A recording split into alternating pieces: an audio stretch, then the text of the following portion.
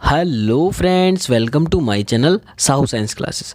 तो फ्रेंड्स, आज की वीडियो में हम क्लास 12th फिजिक्स का चैप्टर 1 विद्युत आवेश है उसके मोस्ट इंपॉर्टेंट न्यूमेरिकल्स करने वाले हैं और ये न्यूमेरिकल्स की थर्ड वीडियो है। इससे पहले दो वीडियोस में मैं और मोस्ट इंपॉर्टेंट न्यूमेरिकल्स करा चुका हूँ। अगर वो नहीं देखे हैं तो देखिएगा, और बाकी ये हमारी सीरीज़ चल रही है। तो आइए हम शुरू करते हैं आज के क्वेश्चंस को। तो सबसे पहला हमारा क्वेश्चन हम देख लेते हैं और उसको सॉल्व करेंगे। तो सबसे पहला क्वेश्चन है हमारा, जो 2010 में भी आया, 20 में भी आया है, कि एक वैद्युत द्विध्रुव 10⁵ न्यूटन पर कूलाम के। तो वैद्युत द्विध्रुव जो है वो 10⁵ न्यूटन पर कूलाम के वैद्युत क्षेत्र की तीव्रता में, तो यानी कि 10⁵ ये किसकी वैल्यू दे रखी है? ई की वैल्यू दे रखी है आपको। तो हम लिख लेते हैं पहले हमारे पास गिवन क्या क्या क्वेश्चन में। ठीक है, गिवन यानी कि दिया है। तो दिया क्या है? ई बराबर 10⁵ और न्यूटन पर कूलाम, आपको ये गिवन है। ठीक, उसके बाद देखते हैं। उसके बाद आपसे बोला है क्षेत्र की तीव्रता में 30 डिग्री के कोण पर रखा गया है। तो थीटा बराबर कितना हो गया? 30 डिग्री हो गया। यहाँ पर थीटा बराबर लिख देंगे 30 डिग्री हो गया। ठीक है, उसके बाद उसने बोला है उस पर 6 × 10⁻⁻24 न्यूटन मीटर का बल आघूर्ण लग रहा है। तो यानी कि आपको टाउ की वैल्यू दी थी उसने। टाउ बराबर कितना है?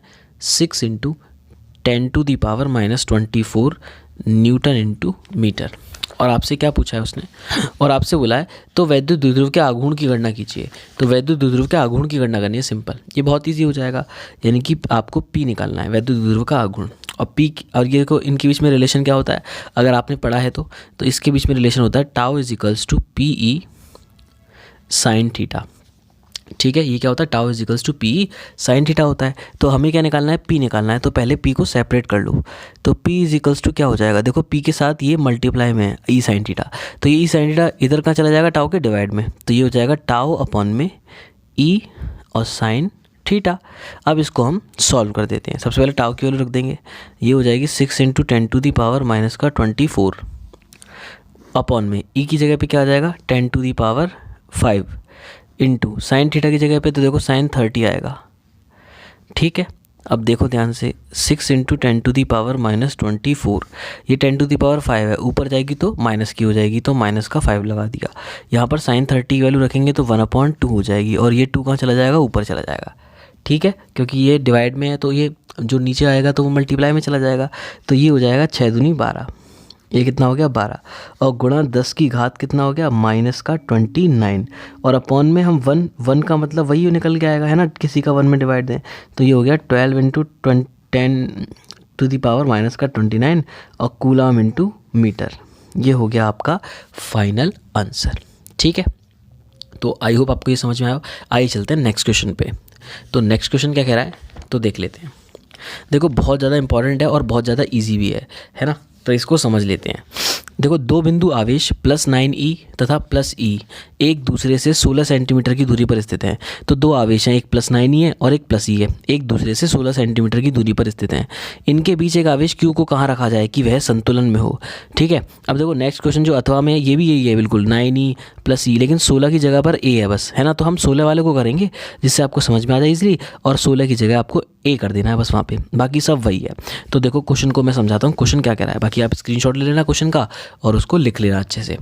तो देखो क्वेश्चन क्या है कि उसने बोला दो बिंदु आवेश हैं, एक +9e है और एक बोला है +e, और ये एक दूसरे से 16 सेंटीमीटर की दूरी पर स्थित हैं। इन दोनों के बीच की दूरी कितनी दे रखी है? 16 सेंटीमीटर दे रखी है। ठीक है, ये चीज़ बोल दी उसने।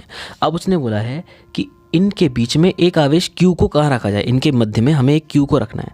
अब q वो कहाँ रखा जाए, मतलब कितनी दूरी पर रखा जाए? 16 से 8 के बीच रखा जाए या फिर 10 के बीच रखा जाए। तो कैसे रखा जाए कि ये जो हमारा बीच आवेश को q को रखा जाए कि वह संतुलन की स्थिति में हो। संतुलन की स्थिति का मतलब ये हो गया कि ये इस पर जितना बल लगा रहा होगा वो बल बराबर होगा जितना बल ये इस पर लगा रहा होगा। यानी कि इन दोनों के बीच कूलाम का नियम लगाएं और इन दोनों के बीच कूलाम का नियम लगाएं, तो वो बराबर रखना चाहिए, हमें बराबर रखना है। तो वो डिस्टेंस हमें निकालनी है। तो इस डिस्टेंस को निकालने के लिए हमें क्या करना होगा? हमने मानना होगा कि ये देखो, सबसे पहले हमने ये मान लिया कि 9e से जो q है वो x दूरी पर है। 9e से जो q है वो कितनी दूरी पर है? x दूरी पर है, तो ये x दूरी मान ली। अब देखो यहाँ से यहाँ तक की दूरी कितनी हो जाएगी? टोटल 16 थी, ये x हो गई, तो ये कितनी हो जाएगी? 16 - x हो जाएगी। ठीक है, 16 - x हो जाएगी। क्लियर है मेरी बात? इस तरीके से आप इसको सॉल्व कर सकते हैं। अब मैंने आपको क्या बोला, इन दोनों के बीच में जो बल होगा और इन दोनों के बीच में जो बल होगा, अगर संतुलन की स्थिति लानी है तो वो दोनों बराबर होंगे। तो हम बल किससे निकालेंगे, हम बल निकालेंगे कूलाम के नियम से। तो सबसे पहले हम निकाल लेते हैं F1। तो F1 बराबर क्या हो जाएगा, जो इन दोनों आवेशों के बीच हो गया, इन दोनों के बीच F1 और इन दोनों के बीच F2। तो F1 क्या हो जाएगा, K Q1 Q2। तो Q1 की जगह पे क्या है 9 और इसकी जगह पे क्या है Q और अपॉन में R स्क्वायर। तो R की जगह पे यहाँ पर क्या आ जाएगा, एक्स स्क्वायर आ जाएगा। क्लियर है मेरी बात, यहाँ पर क्या आ जाएगा, एक्स स्क्वायर आ जाएगा। अब हम निकाल लेते हैं F2। तो F2 इज इक्वल्स टू देखते हैं K Q1 Q2 यानी कि Q इंटू ई और अपॉन में एक्स स्क्वायर। एक्स कितना है, 16 माइनस एक्स है, तो 16 माइनस एक्स का होल स्क्वायर। अब ये होगी फर्स्ट इक्वेशन, ये होगी सेकंड इक्वेशन। अभी मैंने आपको बताया कि हमें संतुलन की स्थिति में इन दोनों को बराबर रखना है, तो दोनों को बराबर रख देते हैं। तो K इंटू Q और इंटू में 9 और अपॉन में x square is equals to K into में Q इंटू में E अपॉन में 16 माइनस एक्स का होल स्क्वायर। क्लियर है मेरी बात। अब ध्यान से देखो, K से K कैंसिल, Q से Q कैंसिल, E से E कैंसिल। तो हमारे पास फाइनल क्या बचा, 9 बटे में x square is equals to 1 upon में 16 माइनस एक्स का होल स्क्वायर। अब इसको करने के दो तरीके हैं, या तो आप इसका एक क्रॉस मल्टीप्लिकेशन करके सॉल्व कर दो, या फिर पहले आप दोनों तरफ अंडर रूट ले लो। तो दोनों तरफ हम वर्गमूल ले लेते हैं अंडर रूट। तो यहाँ पर भी अंडर रूट ले लिया और यहाँ पर भी हमने अंडर रूट ले लिया। तो सोचो यहाँ पर क्या बचेगा और यहाँ पर क्या बचेगा। मैं यहीं पे कर देता हूँ पहले। देखो 9 अपॉन एक्स स्क्वायर, 9 का अंडर रूट क्या हो जाएगा 3, एक्स स्क्वायर का क्या हो जाएगा एक्स इज इक्वल्स टू 1 का तो 1 ही रहेगा और 16 माइनस एक्स का स्क्वायर है, तो ये क्या हो जाएगा 16 माइनस एक्स हो जाएगा। अब हम इजीली क्रॉस मल्टीप्लिकेशन कर देंगे, इसका इधर और इसका इधर, इस तरीके से सॉल्व कर देंगे इसको। तो देखो आगे सॉल्व कैसे करेंगे। तो देखो ये कितना हो जाएगा 3 इंटू 16 माइनस एक्स और बराबर हो जाएगा 1 इंटू एक्स। तो देखो इसका मल्टीप्लाई 16 3 48 और ये माइनस का 3x बराबर ये x हो गया। 3x इधर जाएगा प्लस का हो जाएगा, तो 48 बराबर कितना हो जाएगा 3x प्लस x यानी कि 4x हो जाएगा। ठीक है, तो x बराबर कितना हो गया, x बराबर हो गया 48 बटे में 4 यानी कि 4 एकम 4 और 4 दूनी 8। तो x बराबर हो गया 12 सेंटीमीटर।